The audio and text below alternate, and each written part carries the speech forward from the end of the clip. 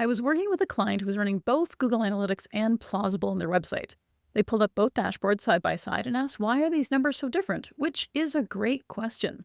And I thought I would turn my answer into a resource because it's something that I think a lot of people wonder about, but there aren't a lot of clear answers on how exactly these tools work and why they appear to have different numbers. So let me walk you through what's actually happening under the hood when it comes to cookieless tracking. Because once you understand the mechanics behind cookieless tracking, these numbers start to make a lot more sense. And if you're new here, hi, my name's Dana DiTomaso, and I help marketers and communicators like you solve real analytics problems you encounter every day. If that sounds like something you need in your life, please make sure to subscribe. Now, before we can understand cookieless tracking, we need to understand what cookies do in the first place. A cookie is basically a small text file that acts as your digital name tag. It's how analytics tools recognize this is the same person who was here 30 seconds ago. Think of how you use the internet. You visit a site a few times over the course of a month, and then you fill out the contact form to get in touch. With a cookie, your analytics tool sees one visitor who viewed 4 pages over the course of several sessions and converted. But without a cookie, your analytics tool sees a separate visitor every time you visited the site, and that last visitor also converted. The cookie is what ties all these actions together over the course of that month. And so here's an analogy to help explain this. Let's say you're attending a few different business networking events. If you're using an analytics tool that uses cookies, you would always fill out your same name tag with the same name. Now, if you're using a cookieless analytics tool, you'll be filling out your name tag with a completely different name every single time you go to a different event, and also wearing a mask so that anyone who might have met you at a previous event wouldn't recognize you at a later one. Which, that's great for privacy, a little weird maybe at a business networking event, but that's why people use these tools. But if you've only ever worked with tools that use cookies before, it can be confusing when you first move over to a cookieless tool. All this being said, cookieless tracking doesn't mean no visitor identification at all. Different tools handle it very differently.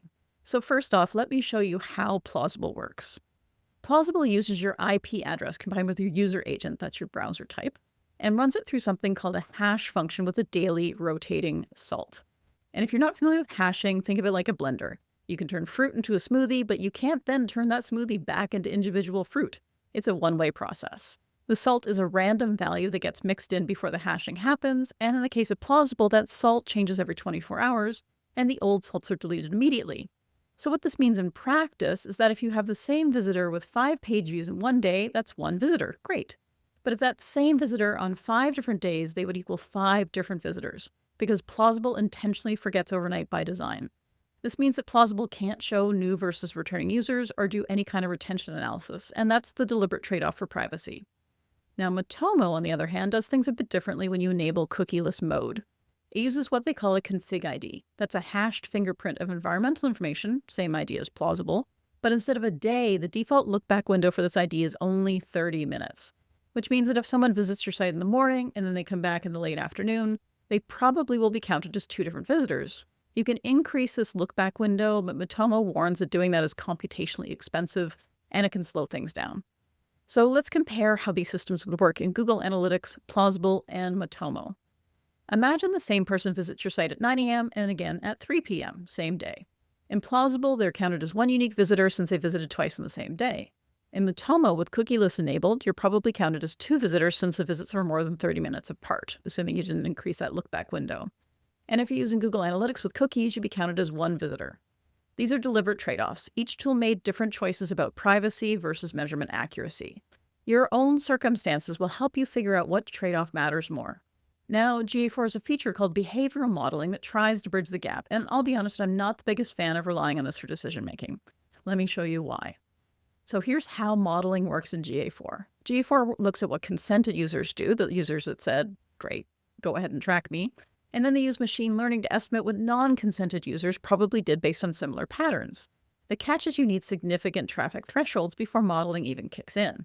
Specifically, you need at least 1,000 people a day who said yes to tracking, and 1,000 people a day who said no to tracking out of the last 28 days.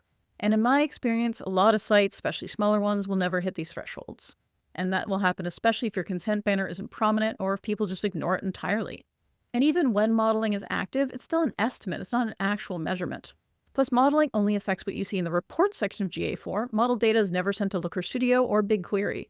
So if you're building dashboards from exported data, you're only working with observed data anyway. You can toggle between blended and observed in your reporting identity settings in the admin. You might consider switching to Observe so that the data doesn't suddenly change when and if you qualify for modeling. Now, let's talk about my original question about what my client brought to me. What happens when you compare Google Analytics and Plausible side by side? Google Analytics with consent mode would only show data from people who said yes to tracking, unless you set up something wrong in your consent management system configuration, which is unfortunately extremely common. I'd say right now about half the work we're doing in analytics with our clients is fixing up incorrectly implemented consent systems. And then if you do have things set up right and you do qualify for modeling and you're using the blended reporting identity, a lot has to go right here, and you're looking at one of the standard reports in Google Analytics, you'd see the model data along with your actual observed data. Plausible, on the other hand, will show everyone who visited regardless of consent choice because it doesn't need consent in the first place because it doesn't have cookies. The result is that Plausible will almost always show higher numbers than GA4. But this difference actually gives us a useful insight. Consider that the difference between the two might roughly be your consent denial rate, plus people who ignore the banner entirely. So if you're comparing between these tools, I wouldn't necessarily look at sessions or users. Instead, I would take a look at page views. Plausible records a page view for every page view, no matter if someone has consented, if someone came back later, doesn't matter. GA4 records page views from only consented users. The difference gives you a rough sense of how much traffic you're missing in GA4. So keep in mind that unique visitor counts will have additional variance beyond consent rates. GA4 with cookies can recognize someone coming back a week later. Plausible can only recognize them in the same day. Neither number is wrong per se, they're just simply answering different questions. Remember, there is not one analytics tool that can solve everything. Instead, you have to pick the options that make the most sense for you, considering those privacy trade-offs. I've written a complete breakdown of this with a comparison table in more detail, and that's on my website, link is in the description. And finally, I'd love to know, what tools are you using for analytics? Let me know in the comments. And if you found this useful, please like and subscribe. It helps me reach more people who are struggling with marketing analytics. Thanks so much for watching.